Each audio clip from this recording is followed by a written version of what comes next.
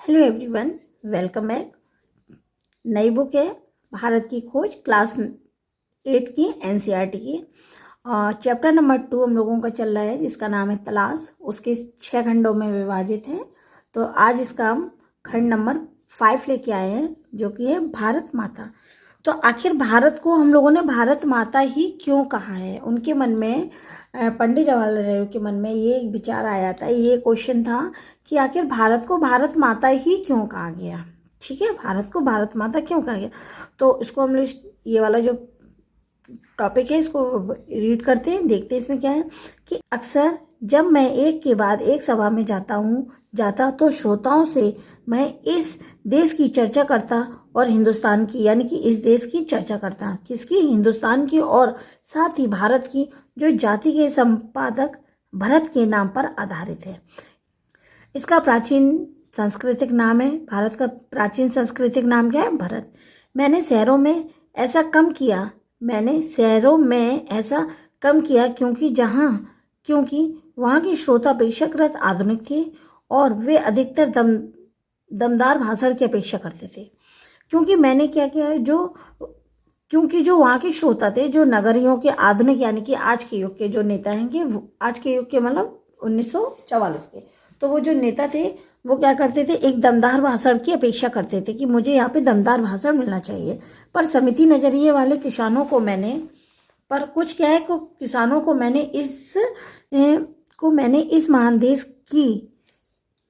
इस महान देश की बात बताई जिसकी मुक्ति के लिए हम संघर्ष कर रहे थे। लेकिन उन्होंने क्या किया, किसानों को उन्होंने अपनी बात रखी, किसानों के लिए उन्होंने अपनी बात रखी, किसानों को समझाई, अपनी बात कही कि कैसे इसका हर हिस्सा दूसरे से भिन्न होते हुए भी भारत है। उनको समझाया कि किस तरीके से देश में विदेश में पूर्व पश्चिम उत्तर दक्षिण, लेकिन फिर पूर्व पश्चिम उत्तर दक्षिण और दक्षिण पूर्व, ये जो सभी दिशाओं में इधर उधर फैला हुआ है, वो किस तरीके से एक दूसरे से भिन्न है। मैंने उन्हें उत्तर से दक्षिण और पूर्व से पश्चिम तक के किसानों की बातें बताई, समस्याएं बताई। तो उन्होंने ये देखा कि उन स्वराज्य की भी जो कुछ विशेष लोगों के लिए नहीं है, सबके लिए, भारत के हर हिस्से के लिए एक सा ही होगा। वहाँ पे क्या क्या, जो भी उन्होंने सब बात बताई, जो भी समस्या की जानकारी दी, वो किसी एक के लिए नहीं होगा, वो सभी भारत के हर एक हिस्से के लिए होगा। मैंने उन्हें सुदूर उत्तर पश्चिम में खैबर मास के कन्याकुमारी या कैंप कोमरेन तक अपनी यात्रा के बारे में बताया। मैंने उन भारतीय किसानों को, मैंने सबके बारे में, उत्तर पश्चिम से लेकर कन्याकुमारी तक के बारे में, पूरी अपनी यात्रा के बारे में उन्हें समझाया।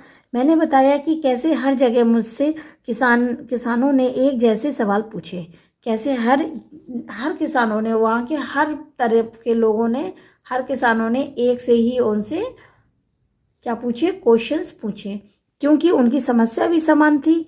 गरीबी, कर्ज, नीच, स्वार्थ, जमींदारी, महाजन, भारी लगान और कर, सबकी समस्या, सभी किसानों की समस्या थी। पुलिस के अत्याचार और ये सब उस ढांचे से लिपटे हुए थे जिसे हमारे ऊपर विदेशी हुकूमत ने आरोपित किया था।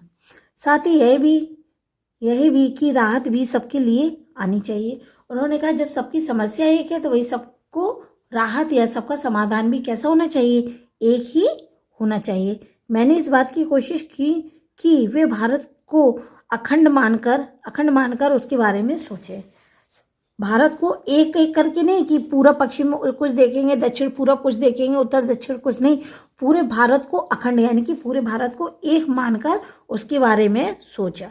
साथ ही थोड़ा बहुत उस विराट विश्व के बारे में भी सोचे जिसके हम एक हिस्से हैं।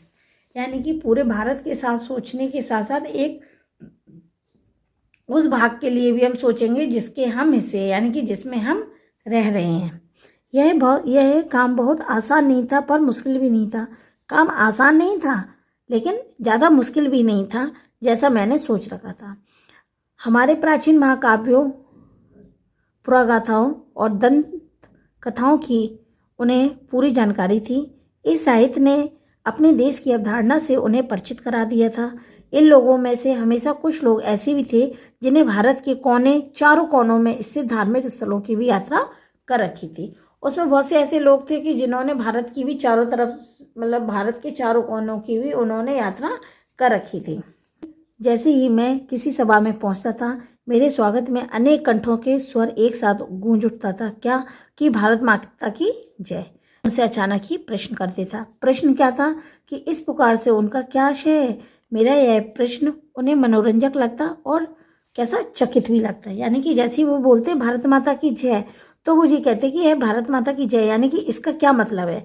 तो कुछ लोगों को यह मनोरंजक यानी कि मजाकिया लगता और किसी को चकित भी कर देता कि ठीक समझ में नहीं, उन लोगों के ठीक से समझ में ही नहीं आता कि आखिर इन्होंने ये क्वेश्चन क्यों किया, कि वो इसका जवाब क्या दें। और जब वे एक दूसरे की ओर देखते और फिर वह मेरी ओर देखने लगते, मैं बार बार यही सवाल करता, आखिर एक हट्टा कट्टा जाट खड़ा हुआ जिसका ना जाने किसी पीढ़ियों से मिट्टी से अटूट नाता रहा होगा, जवाब में कहता है कि यह भारत माता हमारी धरती है और भारत की मिट्टी हमें प्यारी है। मैं फिर सवाल करता, कौन सी मिट्टी? मैं सवाल करता हूँ कि कौन सी मिट्टी? अपने पाँव की,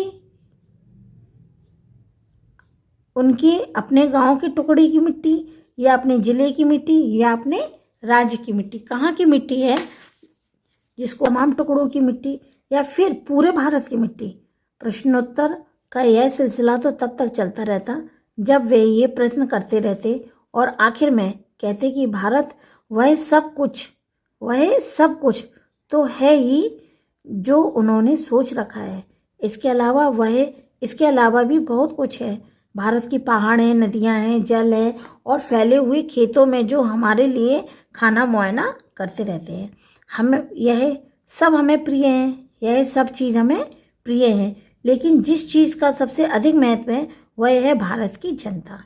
यानी कि भारत माता क्यों कहा गया है?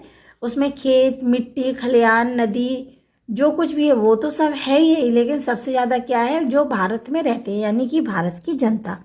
उनके और मेरे जैसे तमाम लोग, भारत की जनता, मेरे जैसे भी तमाम लोग, वे सब लोग जो इस विशाल धरती पर चारों ओर फैले हैं। भारत माता मूल रूप से यही लाखों लोग हैं। कौन है भारत माता? जो मूल रूप से जो भारत में लोग रहते हैं और जो चारों ओर फैले हुए हैं, और उसकी जय का अर्थ भी यही है, इसी जनता जनार्दन की जय। मैंने उनसे कहा कि तुम भारत माता के हिस्से हो। क्या समझाया जवाहरलाल नेहरू ने उन भारतीय ग्रामीण लोगों को? क्या समझाया कि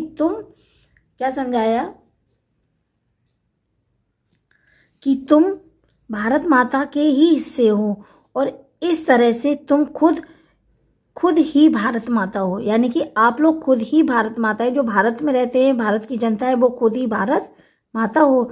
जैसे जैसे यह विचार धीरे धीरे उनके दिमाग में बैठ जाता और उनकी आंखों में अजीब सी चमक पैदा हो जाती, मानो उन्होंने कोई महान खोज कर ली है। जैसे ही उन्हें इस बात के बारे में पता चलता है तो ऐसा लगता है कि जैसे मानो उन्होंने कोई महान खोज कर ली है।